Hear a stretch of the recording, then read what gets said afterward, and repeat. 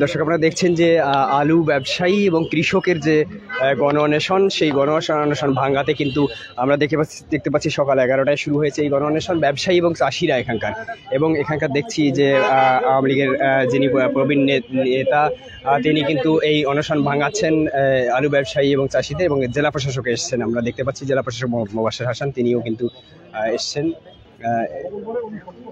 এসে এই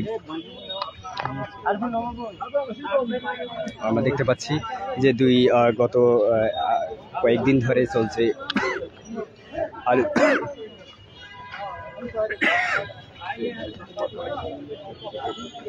এনার সাথে কথা বলি।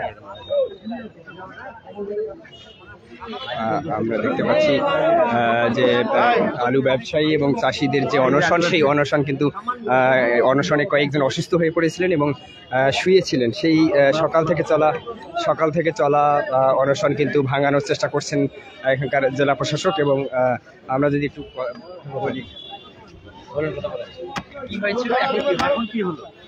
এখন আমাদের মাননীয় জেলা প্রশাসক মহোদয় এসে আমাদেরকে অনশন ভঙ্গ করলেন এবং উনি প্রতিশ্রুতি দিলেন আগামী মঙ্গলবার, আজকে রবিবার, মঙ্গলবার দিন আমাদের কৃষক ব্যবসায়ী প্রতিনিধিকে নেবেন, স্টোর মালিক প্রতিনিধিকে নেবেন, নিয়ে উনি সমন্বয়কারী হিসেবে বসিয়ে ভাড়াটা একটা নির্ধারণ করে দেবেন। উনি এই আশ্বাসে আমাদের অনশন ভাঙিয়ে দিলেন।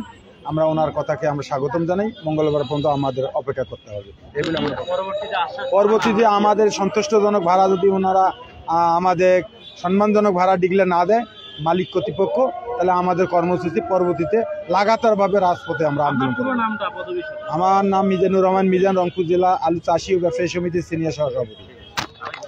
দর্শক শুনছিলেন যে গণ অনশন কিন্তু চলছিল, সেই চলা অবস্থায় কিন্তু কয়েকজন অসুস্থ হয়ে পড়েছিল। আপনারা দেখছেন যে গণ অনশন ভাঙানোর জন্য কিন্তু এখানকার শাফিয়া রহমান শাফি আওয়ামী লীগের নেতা, একটা বিশাল চাপের মধ্যে পড়ে যাবে, তারা একটা লোকসানের মধ্যে পড়ে যাবে। সেই কারণে আলু চাষিরা আজকে সংঘবদ্ধ হয়ে এর আগে মানববন্ধন করেছে, আজকে অনশন কর্মসূচি করেছে। এনাদের সাথে সংহতি প্রকাশ করে আমি ওনাদের দাবির সাথে একাত্মতা ঘোষণা করে আমরা জেলা প্রশাসকের কার্যালয়ে গিয়েছিলাম। জেলা প্রশাসকের সাথে আলোচনা করলাম এটা কিভাবে উত্তরণ করা যায়।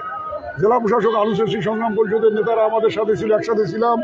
কথা বলার পরে আগামী মঙ্গলবার উনি সংশ্লিষ্ট সকল পক্ষের সাথে আলোচনা করবেন। আলোচনা করে এই সমস্যার সমাধান করার জন্য উনি সিদ্ধান্ত নিয়েছেন এবং উনি আমাদের সাথে এখানে এসেছিলেন এবং অনশনরত যারা ছিলেন তাদেরকে আমরা পানি পান করার মধ্য দিয়ে অনশন ভঙ্গ করিয়েছি। উনি কথা দিয়েছেন আগামী মঙ্গলবারের মিটিংয়ের মধ্য দিয়ে এই সমস্যার সমাধান হবে, এটা আমরা বিশ্বাস করি।